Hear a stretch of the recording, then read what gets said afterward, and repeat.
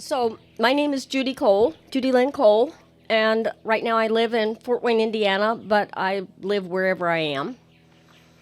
I have Cherokee blood in me, which is probably why my grandfather said that everybody operated on a different time path than I did, because I've always felt my entire life wherever I am is where I'm supposed to be. And there's something I'm supposed to do wherever it is I am, whether it's to learn something from somebody I've met, or to teach something to somebody that I've met, or something we're supposed to accomplish together. And I can tell you that the people at this conference have helped me so much in my research and in my life path and in my healing. And I continue to love and appreciate you so much. Can you see the screen? The gentleman in the screen, that's my life partner. He's been my fiance for 28 years now. I have a new ring. I wanted to make a special announcement. It actually had to happen on a Five of Diamonds day, and so for those of you who know that system, Tom and I met on a Five of Diamonds day on a blind date. We got engaged in 1993 on a Five of Diamonds day, and my father was a Five of Diamonds. Our difference tone for Tom and I is a Six of Clubs, which was my parents' difference tone, and his parents, when you add them together, makes my destiny card. So there was this instant knowingness when we met. And Tommy wasn't able to be here this weekend because he has, like me, he's working that 5 energy really hard. He's a 23-5 life path and a 41-5 combination number. And he has many passions as well, and his passions happen to also be music. And he was performing this weekend. So, but he loves you and he misses all of you, and he was really split and torn. But this is an annual event that he does, and sometimes the years don't line up for him to be here, and sometimes they do. So he said to let you all know he just loves and misses you a lot, and blessings for the year ahead. And keep doing what you're doing, because you're all just crazy, wonderful, fabulous geomancers, and the earth needs it. So some people say the little birdie gives me information, but for those of you who know me, it's really my teddy bear voice. So I was going to lecture on something totally different this weekend, but I talked with Michael Dunn, and he gave me the link, and Mary had said, I want you to research this, and I couldn't find it online. Little did I know that Michael was working with Reverend Maya, who also has worked with the same mentor that I have worked with since 2000, but I didn't meet him until 2001. My teddy bear voice told me to call the gentleman and give him a message. His name's Randy Masters. I didn't have the internet then, so it took me 8.5 months to find him. And he's been a supporter of Reverend Maya for many years and has worked with her. So what happens to us as we go through life? So because of the link that he sent me that I should have gotten 3 weeks ago, I decided I would redo my presentation to tie in with some of that work, because it appears a lot of us are getting the same information. So we get exposed to things that are imprinting information upon us, but we don't maybe really register it, how it's impacting our lives. So the Last Supper painting is one of those things. Now, the Last Supper painting was done originally by Leonardo Da Vinci. Salvador Dali has done one also, but different and many years later. The Leonardo da Vinci had a famous saying. He said, "Let no man who's not a mathematician view my works." And so he was telling you that he hid the sacred mystery, gematria, depending on which system you're studying, that's hidden in his paintings. I think Leonardo da Vinci actually saw the sound field around the body. Because when you take and study his artwork, the hidden coding is in there. And when you take and you assume the bilateral symmetry that you need to do with most paintings, what reveals are the oscilloscope pictures that I see when I study sound on an oscilloscope. And it's very profound. And what Mary and Dean and this whole group have been teaching for many years is the Holy Grail. They're teaching the double counter-rotating chalice. They're teaching the Merkabah. The Merkabah is in the very center of the counter-rotating chalice sonically. And as that moves sonically, what you see, because an oscilloscope is 2D, you see a Star of David. But if you looked at it 3D, it would be a cubed double cubed octahedron that's squished together. So it would make the 8 points in the center. Mary has one over here in the schoolhouse on the table, and that's what reveals in the middle of the sound frequencies, and those sound frequencies are actually encoded in the Last Supper painting. So Leonardo da Vinci his mother was Jewish, and he kept sketchbooks and notebooks. He drew better with his right hand than his left hand, so on the right-hand side of the page in his sketchbooks, he usually would make the drawings. And then he would write, often mirror writing backwards, at the same time as he was making the sketches. So what was he doing? He was working with mirror images, and he was working left hand and right hand to bring about a unified whole or an answer to something he was trying to create. And I've used those design principles in my sonic research. So this painting, it had deteriorated for many years in Italy, and when they needed to restore it, they found that the United Methodist Church in Cleveland, Ohio, had the very best replica, and they used the United Methodist Church in Cleveland, Ohio, in order to redo the one in Italy. There was a woman that I met many years ago. Many of you may know her. Her name's Joanne Macco. And she's a fabulous artist. And when I started studying her art, I got her son, Bob Mackey, to help me do the bilateral symmetry and the Photoshop on it. And all of the colorations and a lot of the sound codes appear in her paintings that are in the Last Supper painting. And she grew up 2 blocks from this church and went to this church when she was growing up. So how do these things affect us? We don't know. But, so another thing that Leonardo da Vinci was famous for was this chamber of mirrors. And this is an 8-sided chamber of mirrors. And when you stand in the middle of this, you can see all around yourselves. So my algorithms, one particular series of them, is divided into character number sets. Are divided into subsets, and they make up, each subset makes up 8 mirrors that reveals the 5th one in between. And so Leonardo da Vinci, I haven't studied all of his paintings. This just happens to be one of them, but I didn't find the coding in his painting first.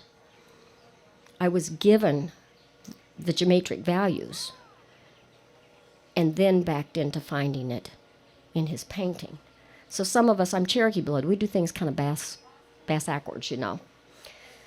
So this information is also encoded in Hamlet.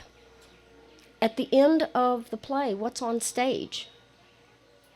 2 cups, 2 swords, and only Horatio lived to tell the tale. The Ho-ratio.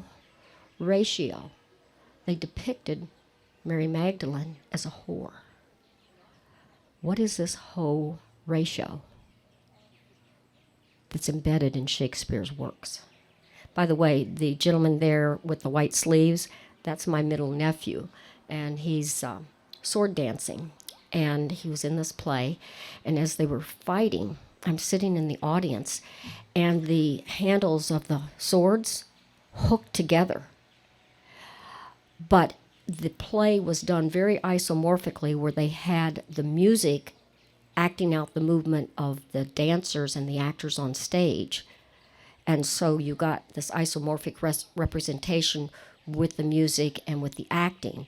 And so the musicians were going crazy because they're trying to get these swords apart and still look like they're fighting on stage. And so these swords are hooked together, and my teddy bear voice starts screaming, "Pay attention, pay attention, pay attention." And I'm like, I can't hear what's going on. You're shouting at me. And so that was when it hit me. 2 cups, 2 swords, and only Horatio lives to tell the tale.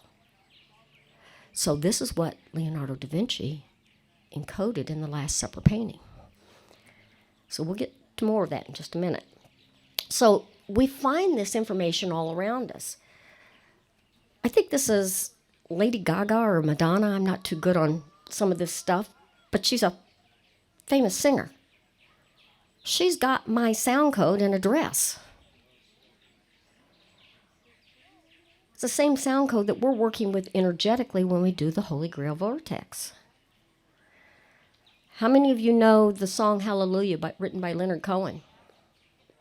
Fabulous song.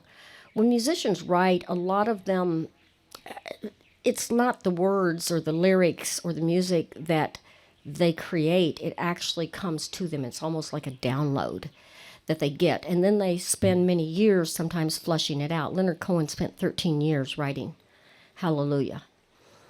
And my favorite version is the one actually by Jeff Buckley.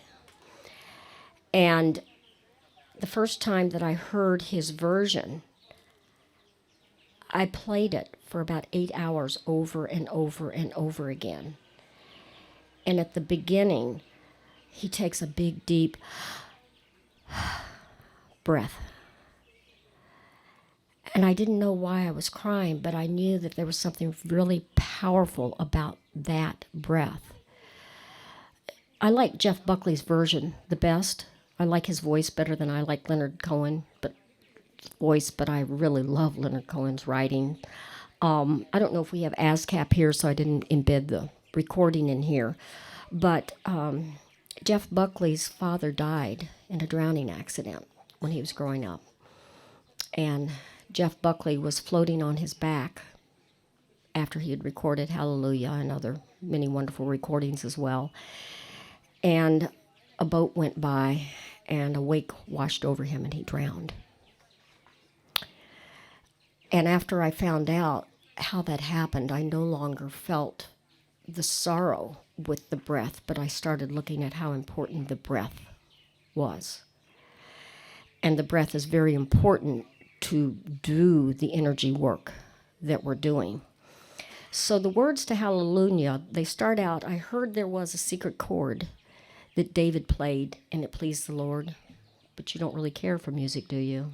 Well, it goes like this: the 4th, the 5th, the minor fall, the major lift, the baffled king composing Hallelujah.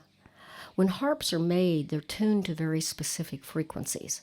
You can retune them to something else because they're stringed instruments, but they're going to go back to their original note for which they were created.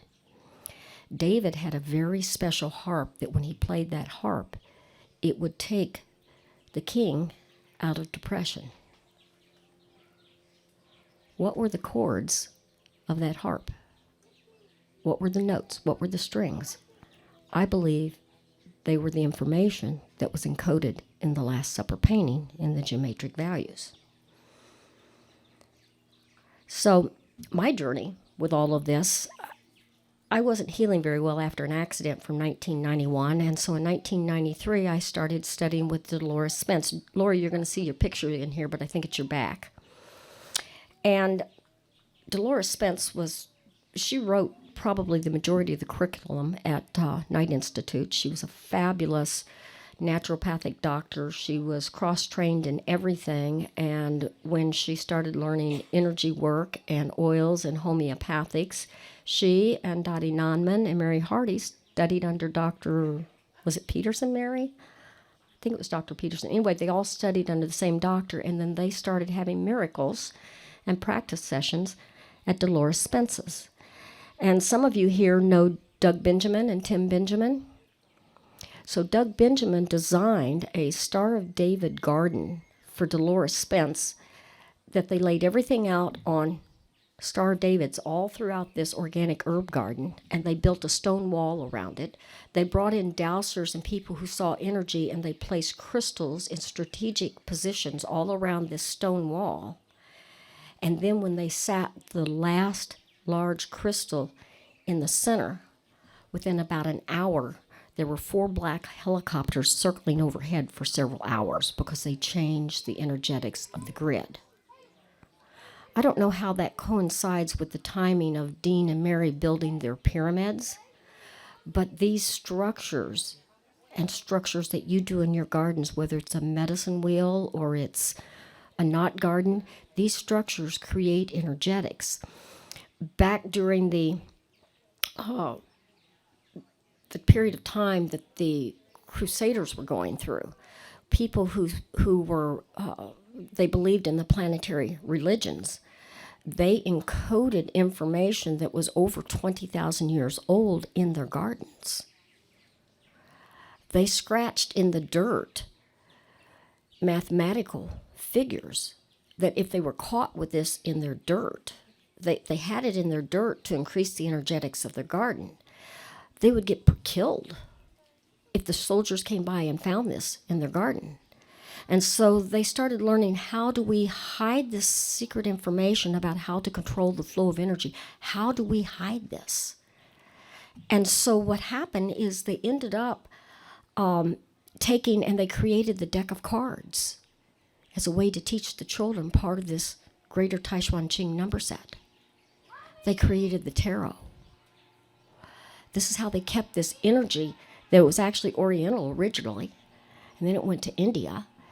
And I believe this number set is the true Tower of Babel, because one 18-character number set is encoded in the Bible. Another 18-character number set is encoded in the Sumerian text. Another 18-character number set is encoded in the Quran. I believe each of these religions got a component piece of this greater unified whole. And that mathematical puzzle, getting it put back together and seeing how it looks with sound, has the potential to be a unifier among diverse people and diverse cultures. And you're working with one of those subsets with doing the Holy Grail Vortex. So this garden is so energetic when you go into it. I don't know, Lori, maybe you can tell me, can people go to the garden? I know they set up an educational center there. Is it operational? Not at all. Okay, hopefully they'll get that back to where it'll be operational. The plans, the last I heard, were to they've got her books and they have her writings and her recordings, and they're planning to make that a place where people could come to study. I don't know if or when that'll happen. But the garden is still there, and she also has a wonderful Egyptian garden, also designed with Doug Benjamin, that when Dolores would be stuck on trying to figure out somebody's diagnosis or analysis, as I should say, analysis, she would tell them to just go walk around that garden and have a seat where it felt right. And people would invariably sit in the angle of the garden that corresponded to the meridian system that needed work. Dolores recognized, I started studying with her in 1993, and she recognized that I was one of those ones that was awfully left-brained, predominantly left-brained. So I'd like to take a little segue here and find out if you all are predominantly left or right-brained. So could everybody stand up for a minute, please? Shake out your arms, shake out your feet a little bit. And I want you, I don't know if you can see me because of the tent, I want you to take your hands and bring them up over your head and interlace your fingers and bring them down in front of you. And how many of you have your right thumb on top?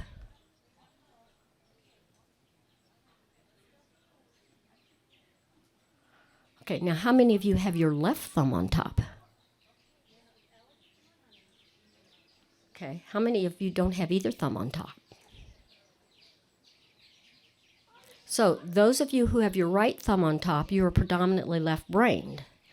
Those of you who have your left thumb on top, you are predominantly right-brained. So there's an experiment you might want to do when you're trying to learn new material in the classroom. Change which side you sit on and see which side you learn best from. So Dolores said, you've got to learn radionics. You know, you have to have the reason. You have to see the science behind it. She says, you need to study radionics. It's all numbers oriented. You like numbers. So she got me found me a used radionics machine. I now distribute those radionics machines for Kelly Research Technologies. And she said, you need to go take Steve Weston's classes.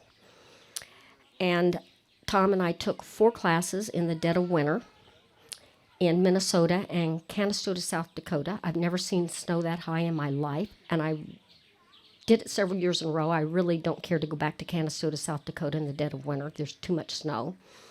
When the snow is higher than the hotel, when it's piled up in the parking lot, that's a lot of snow. And the first year on the way back, our heater went out, and so that could have been potentially life-threatening. It was a fuse, fortunately, and so we only froze for an hour. But at the end of the last class, Murray and Steve said, do you and Tommy like to camp? We're like, oh, we love to camp. And they said, there's this conference that happens in Allegan, Michigan every year. We think you'll really like the people there, and you'll just fit in fine. And so that was how we ended up in Allegan in the summer of 1999. And that's where we found ourselves literally having a fabulous time with a bunch of latent pyromaniacs who were all geomancers of some sort and alchemists of some sort. And I really missed the firewalk this year. I've never walked the firewalk. I hold our dogs so Tommy can drum. But I enjoy watching, and I enjoy watching all the energy, and I enjoy watching the huge transformation that so many people make when they realize they can walk across fire and not burn their feet.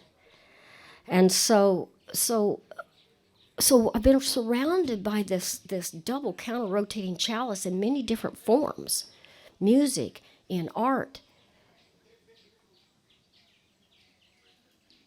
in designer dresses. I come up here and I'm totally surrounded by this with Mary and Dean Hardy trying to teach us how to move energy in the Holy Grail vortex. And so a lot of you may recognize the dog that's up closer to Tommy's shoulder. That dog attended here for about 14 years. And he still comes to visit sometimes when we play cards.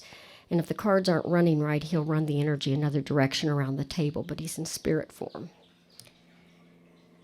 And so I haven't seen Master Tao in a while, but Master Tao was very interesting. He came here for many years, and he would dance on meridian points and acupuncture points to tune the person's body with the heavens. He played this one song over and over and over again because it gave him his timing for how long to work. But it also didn't interfere with him tuning in to tune that body up. And sometimes we initiate people into the Turtle Club. So sometime if the sisters want to get initiated into the Turtle Club, I'll see if I can find the initiation cards and we'll have an initiation ceremony. So the Great Invocation is teaching you about moving energy different ways. Well, when you move the energy different ways, and you do it in sound, what happens is you have one cup that's spinning this way, and when it flips, the other cup is spinning this way. When you put those together, you've got that Star of David or that Merkabah. So all of these experiences helped me to guide my own version of strings and magic. And that's me doing an eye exercise with string. So the first recording we did, Lori was very instrumental. Lori Board, raise your hand, Lori. Lori was very instrumental in this. Our audio engineer was going nuts because we recorded with tuning forks and you have to edit out the strikes. it had to be recorded numerous times because the program kept crashing and it wasn't working. And so Lori came down and she would give him massage therapy, and that would get him through the recording. And it kind of became a tradition when we were doing the recordings. And the audio engineer liked that benefit a lot. And Lori, I don't know if I've ever told you thank you, but the first recording would never have been completed if you hadn't come down and cleared that energy field. So, second recording is the navigation series. Third recording was Cymatic Nazarene. And what my guides were doing is they were stepping us through learning how to work with sound and how to study sound. And then we really wanted to see what the sound looked like, because we're working with digital sound waves, and most of them are sine waves. Some of them were square waves, some of them were sine square waves, and those don't sound very good. So Strings and Magic is actually the recording. I only did 100 copies, and the first year I presented it, we came up here, and this crowd was so supportive of us. I had two recordings. I had Strings and Magic and Mobius Whirl. Strings and Magic is actually the counter-rotating chalice that shoots the Star of David out of the center. It turns into a double figure 8 that then turns into a tube torus. And as you phase shift it and raise and lower the amplitude, all of this imagery appears. But it's working phi ratio, and this goes back to Leonard Cohen's song. So remember, it goes like this, the fourth, the fifth. They're not talking about a musical fourth or a musical fifth. So just keep that in mind as we go through this. So the next recording was Mobius Whirl. Mobius Whirl is actually the Genesis crystal in sound. My laser can handle the frequency response range of these two recordings, but these two recordings are so powerful and so repetitive that it kills, Mobius Whirl kills my laser, and Strings and Magic just flatlines it where it bleeds out, where you don't see the true imagery. So Mobius Whirl, the Genesis crystal, is the underlying life form. It's the underlying, it's like the 8th cell division. And that's all living matter on Earth, whether it's a plant or an animal or a human. And then finally we got into recording the mirror series. And they started out as 4-note chords, the first recording. And what was interesting is I was told to record at the studio by the Dark Angels. I didn't want anything to do with Dark Angels. For 8.5 months, I just told my teddy bear voice, go away. I don't want anything to do with Dark Angels. But I kept having people telling me, you need to go check out this recording studio. I think they can record the tuning forks. They've got a different microphone. You need to go check this out. When I found the place, it was next door to the Archangel's Auto Sales. When we started working with the mirror series, we eventually knew it had to become an 8-note chord. But when we started, the first Helix, the Music of the Spheres, Mirror 1, version 1 was a 4-note chord. Every 4-note chord totaled 2,220. The name of the studio was 20 to 20 Sound Design, and the address was 2220 Kentucky Avenue. And I was born in Kentucky. I think we're writing our own scripts, and we need to be fabulous writers, build in a little less drama and a whole lot more success and creativity. So out of the Helix, the Music of the Spheres, Mirror 1, version 2, came My Warm and Fuzzy Red Sonic Rose, and there's about 20 stories behind this rose and the people who have helped to work on it. One of them was in the Netherlands, another one was in New York, another one was in Kentucky. 3 of us were in Indiana, and I have a whole PowerPoint just on this particular image. And so what can we do with this information that we're building as sound? Well, my original goal was to clean water with sound. My theory was I'll build it as sound. I'll teach it to dolphins and whales in marine life. I'll record it like a dolphin or whale hears and speaks. They're more motivated to clean up the water than we are. They live in it. Humans are who have messed up the water. And so that was my theory. And it really started more as a spiritual quest. Our ringing ceremony, we actually had a woman who is in charge of teaching the Native women in her tribe from childhood up the Native American ways, because these are not written down, they're handed down orally by tradition. And so she helped us design our ceremony. And so if you look at this picture, the picture that's on the far side over there, you can't even see there are fish in that tank. The fish over here, you can actually, if you blew it up a little bit better, you could probably see the fish in the tank.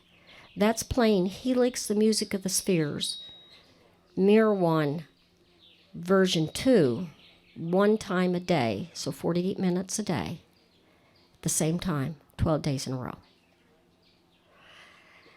We have gotten rid of brown and green algae, but unfortunately unidentified species repeatedly.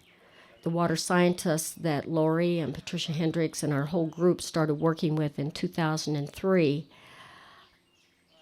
said, you need to go to Shedd Aquarium. So 11 days later, I called him and I said, I went to Shedd Aquarium. He goes, I thought you were in California. I said, no, I live in Fort Wayne. I was up in Chicago. And I said, they want us to do these studies. How much do you charge an hour? And he said, oh, I'm $250 an hour. What do you need the studies for? And I explained to him about what the studies were that they wanted done. One of them has to do with lateral line fish disease. And they don't know what's causing this, but the fish, particularly close into shore, are getting lateral line fish disease. I think it's tied to the runoff of the pollutants that's going into our rivers and our waterways. But they want us to do 4 studies, and Dr. Wes Marin has offered to do all 4 studies. All I have to do is raise his travel expense and his housing, food, and transportation for the duration of the study, which will be about 6 weeks. So this is roughly $250,000 gift per time. Oh, 10 minutes, oh my. I can't even say hello in 10 minutes. So the Golden Right Triangle 5 progression is what is encoded in the Last Supper painting. And the Golden Right Triangle, if you take a look at a triangle, a right triangle has a right angle. And so that's 90 degrees. And so you've got 18 and 72 are the other 2 angles. So if you take the geometry of these angles and build this sonically, and you take the mathematical progression up, you would have 18, 72, 90, 162, 252, 414, 666, 1080, 1746, 2826, etc. This math is encoded in the Last Supper painting. Now remember, Leonardo da Vinci's mother was Jewish. What did Leonardo da Vinci do? He got, people didn't have money in Italy back then. Only whoever was in political power was who had money, and the church was who was in political power. So he got the church to hire him to paint the Last Supper painting. In the Last Supper painting, he encoded the information on the planetary religions and information from the sacred mystery schools on how to move this energy and a component set of this greater Tai Chuan Qing. And he got the church to pay him very well and hang it on their wall and protect it all these years. I want to be that smart. So what we're dealing with is it's a form of a light language. We're seeing what sound looks like, but we're not just looking at it on a TV screen. People get results when they work with our recordings where they're looking at it on a TV screen. But when you're watching a TV screen, if it's filmed at 21 frames a minute, you're usually seeing 21 frames a minute. So it's actually flashing 21 times a minute. You don't register that consciously, but you register it subconsciously. And so it kind of works like, how many of you are familiar with EFT? It kind of works like EFT is what's going on through the eyes when you're looking at that television screen. So we started studying the sound on an oscilloscope because an oscilloscope is coherent light, so your eye is following the coherent trace. And when we started doing that, we're like, oh my goodness, this is changing our brains. We could feel it.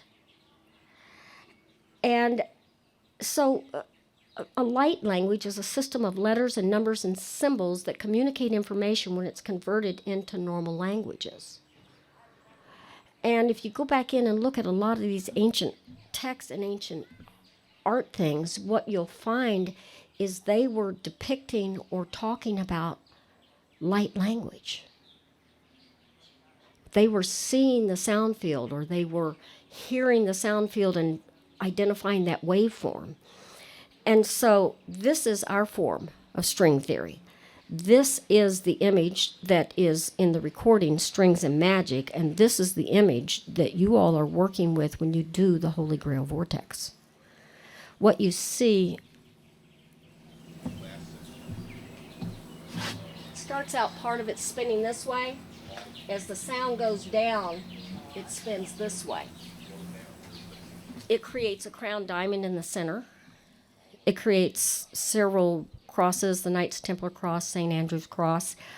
It creates the Star of David. If you're looking at it 3D, it would create the Merkabah in the center.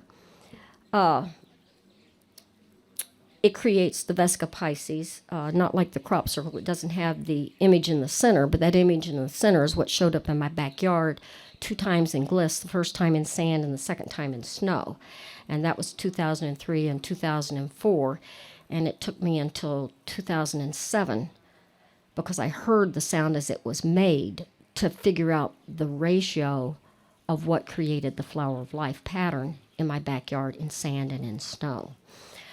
So this is that same image. All we're doing with these 4 frequencies that are in the center of the Last Supper painting is we are simply raising and lowering the volume of each fundamental note and playing with the phasing.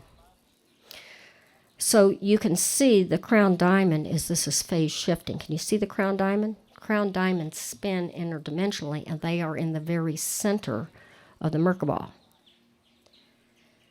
So this is made with a sine and square wave, but it's the same information. It's just the waveform is slightly different. Isn't it interesting when you do the bilateral symmetry of the Last Supper painting, the Kamea of Sol, which is the planetary religion symbol for the sun, overlays perfectly on top of the painting.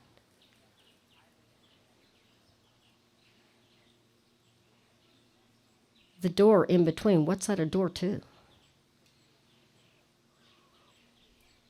This is a marriage chamber. This is a dinner party for a marriage. So when you phase shift, can you see, you're going to see 2 images. One of them is more circular and one's more triangular looking. They're both made with sound, and they both reveal in those 4 frequencies when we just played with the shifting. And what happened was my spirit guide told me one night, said, go get that book that you borrowed from Patricia Hendricks a year ago that you haven't even read. I said, I can't get past the math. It's challenges to Einstein's theory of relativity. I can't solve for more than one variable in algebra. Turn to this page and read it. And so I did. And so then they said, hey, go get that book Tommy bought you a month ago, written by Margaret Starbird. It's still in the package. So I go find the sack, and I get it out, and I go turn to these 2 pages and read them. And I did. And my teddy bear voice said, what do you see? I said, half of these geometric values are half of these frequencies in this book. Go build the common denominator in sound. Book time at the studio and go do it.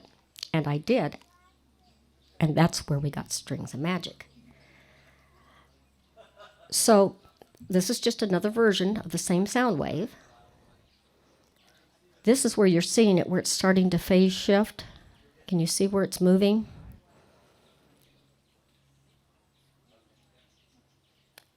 Here you could, this when you get it, like if you look at it on the computer screen, when they get it up on YouTube, you'll be able to see the representation a little bit better. I need to take a picture of the other one that's revealing, the blue one. But Leonardo da Vinci revealed in color the sound waves that occur on the phase shifting. How did he do that? How did he do that? What kind of vision did he have? I found that I really liked this one particular artist. I'm trying to think of his name. He was the one that did the little tiny blocks of color. And he was very myopic. Well, I'm myopic. So I don't think that Leonardo da Vinci was myopic. I think he was seeing electrical and magnetic fields around the body. And so the Last Supper painting, look at this. This image right here. You see that image? That's a techelet knot. That's what the Jewish people tie on their prayer aprons. When you look at the Last Supper painting, how many of those people were wearing that blue? They use that blue color is made from a particular snail, and that's how they teach sex education to the Jewish children.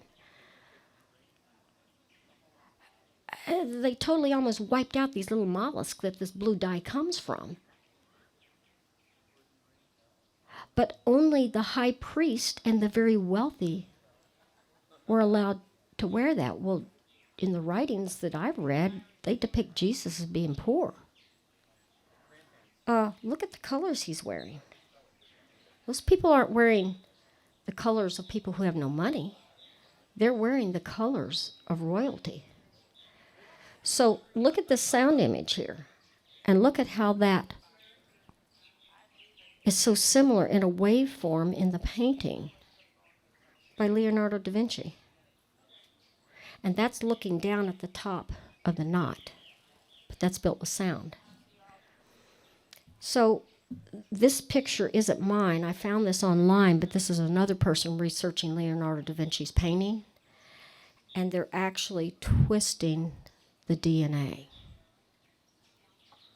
And that reveals in the painting. There's also a sword that reveals in the painting. So I want to make sure that I cover the mathematics. And so I'm going to go back to this picture right here. Sitting at the table, you have to go from right to left. So this guy, he's 18. Going left, the next one's 72. The next one is 90. Close of the grouping, phase shift. What's next after 90? 162. Middle guy, 252. The guy doing this. Guy doing this. Who's that? That's Doubting Thomas. He's 414. 414 is the geometric value for meditation and thought. He's pointing at the ceiling. He's pointing at a cross. He's pointing at a ceiling that has layers where it's got pockets where the sound can hold and then come back down. That makes Jesus in the center 666, which is the number of man. What do we have? 6 carbon. What is it? The 666, 6 carbon, 6 oxygen? Something like that. 666. 666 is the number for the sun. So this is the Kameh of Saul that sits here in the Catholic Commission, in the painting commissioned by the Roman Catholic Church. And 666 is the number for Jesus Christ on earth. The next person is leaning in, so he's not the next one in line. The next one in line, everybody thinks that's John. That's not John. That's mathematically proven to be the geometric value for Mary Magdalene 1080. And then what's next? Judas. Judas is 1746. That's the number of fusion. When you go up this mathematical progression, 18 to 72 is a 1 to 4. 18 to 90 is a 1 to 5. It's a mathematical fourth and a mathematical fifth. The minor fall, the major lift, when you get to the number of fusion, what happens is you drop from pure phi ratio back down to 1.617, and from the next step up, it stays phi ratio all the way out. The minor fall, the major lift, and that's the number for fusion. So this will be in my book, Cold Fusion Protocol. So book number 2 is already in the plans, and it's dedicated to Mary and Dean and to all of you. And I thank you for your support so much, because this has been one wild ride, and we're just getting started, and it's fun. So go out there. There is something that I do want to leave with you. The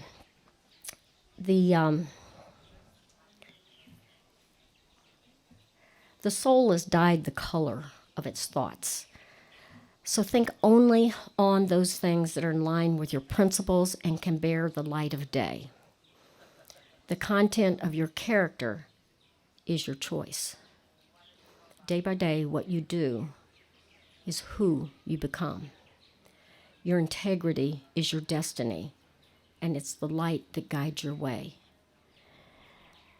We've had the most amazing speakers and presenters and educators here over the years, but I learn as much from each and every one of you as I do from the people who are on the stage.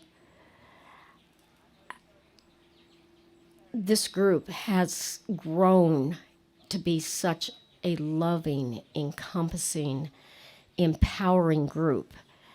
And we're diminishing in physical numbers because our group is older. But this information is what's encoded in the mystery schools. This information, what I'm working on is what Teresa Bullard says is the fusion of sound, perception, and vision.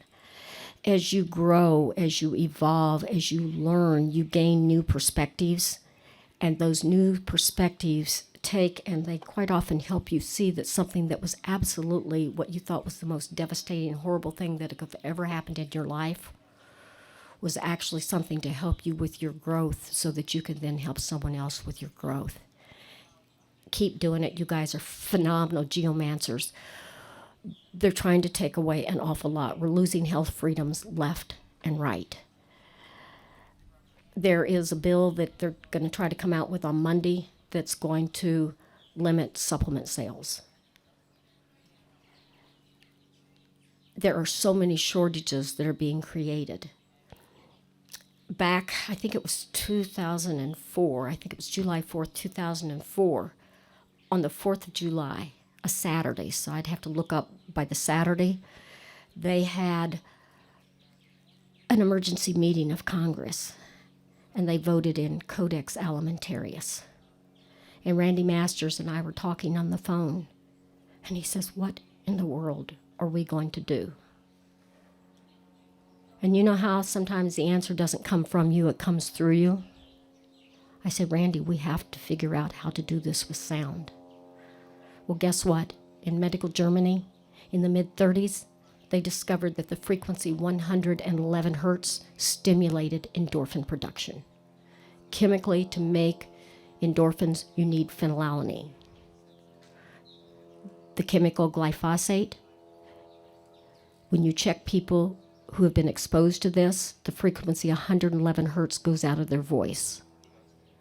When you give them phenylalanine that does not require an enzyme to digest it, the 111 hertz frequency goes back in their voice. And this is happening all over North America, and it's happening with people who do voice print analysis who have been seeing this patterning for the last 20 years. So those of you who are musicians, those of you who can sing, get a digital hertz meter. They have them free on apps online.